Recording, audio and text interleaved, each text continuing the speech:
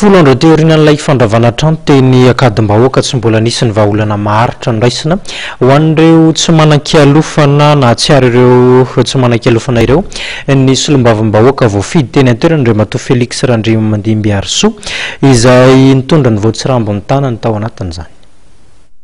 Tsy mbola nisy hatreto ny fandraisana an-tanana ireo tokantrano misy fito amby fitopolo tsy manan-kialofana eto akadimbahoaka taoriana ny fandravana ny trano izy ireo ny 7 meteo. Na dia teo aza ny trano ilay nomena azy ireo dia tsy ampy izany satria ireo ankizy madinika no monina sy matoro amin'izany raha toka miafy ny akalamanjana kosa ireo ray aman-dreny ary izao tantarany ny solotena am-ponina ety atoerana izao. Dia mba mangataka izany zay tompoka amin'ireo fitondram-panjakana ambony fa zay zany zao mbola ireo solombavambahoaka ny fandimba jerena eto fa ireo ray aman-dreny lehibe nitondra malagasy zany mbola tsy dia nijerena loatra.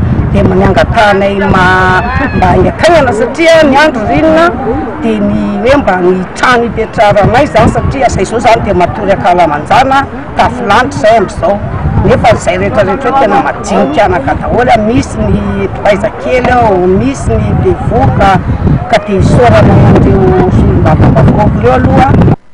Na dia teo aza ny fanelanelana nataony ireo solombavambahoaka teo aniva mitondra mahefa saingy tsy nisy ny vahaolana maharitra hatreto.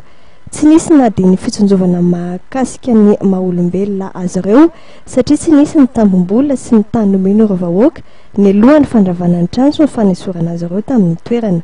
Omaly moa dia tonga dia tia toerana ny solombavambahoaka Félix Randriamandiamby Arsoa voafidy teto anivony ity boriboritany fa efatra ity ny zara-boto fotsy ho an'ireto trabona ireto. Izy izay efa nanolotra vary tamin'ny andro 17 Mey andro nisehoany fandravana ny trano tety atoerana iny.